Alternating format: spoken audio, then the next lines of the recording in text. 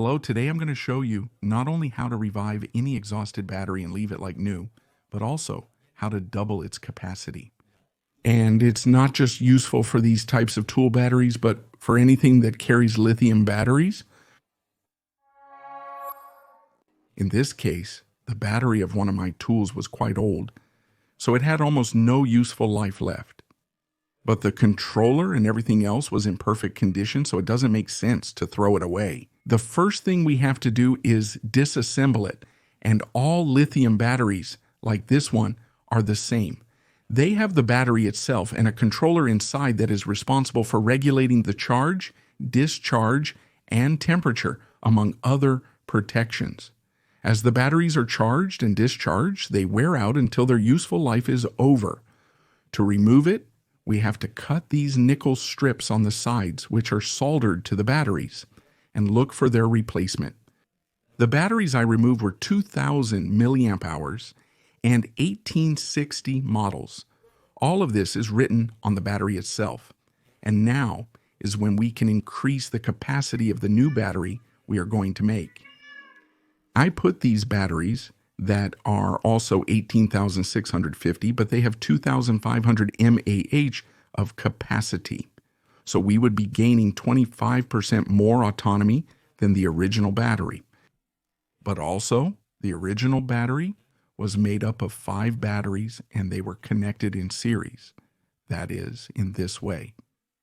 Instead of just replacing those 5 batteries, added another 5 more and connected them in this other way, adding them in parallel. As you can see, the module we added are 5 batteries connected just like the original. And then they are joined as seen in the photo. In this way, we have just doubled the battery life, which was originally 2,000 milliamp hours. Then we extended it to 2,500 mAh and now to 5,000 mAh. We just added 150% autonomy to the original battery. In short, we already know the battery connections. Now it's time to solder them. The best way is using a spot welder.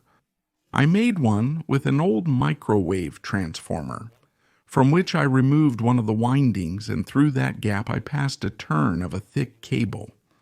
This makes the output very low voltage, but over 300 amps. And this allows us to do spot welding. I made a complete tutorial on my channel in case you want to learn how to do it, and I leave it in the description. The other way is using a common soldering tin, but overheating a lithium battery is never good. So if you are going to do it this way, try to keep the soldering iron on the battery for the shortest possible time. Finally, choosing either of the 2 ways, we join the batteries using nickel tape or wires. An important fact, the batteries we use to replace them must be high discharge. At the time of buying them, they must say this. Also in the description, I leave a link for you to see them, and if you want to buy those. Once all the batteries are soldered, we solder them to the original controller board, just as the original battery was, and the small cable that comes out to the controller, we stick it to one of the batteries. This is the temperature sensor, which makes it cut off if the battery overheats. And I stuck it with a thermal adhesive. The battery is practically finished. Now it's time to reassemble it inside the casing. Since I doubled the number of batteries, it became very clear that it wasn't going to fit. So what I did was simply put the top part that fits well and support the other half of the casing from below. And I put in some longer screws which did reach to close the battery and to protect the now exposed part of the battery. I wrapped it several times with insulating tape. We can also put some plastic or whatever you think is appropriate. And our new battery is now finished for less than half the cost of a new battery and with more than double the autonomy. And this same tutorial can be applied practically to anything that carries batteries, such as a scooter, an electric skateboard, or appliances that you want lithium. That is, they all have exactly the same system inside. And as you can see, the battery works perfectly in the tool as I gave it double the capacity. And now it is bigger. It is also somewhat more fragile, But, well, the truth is that it does not bother me too much.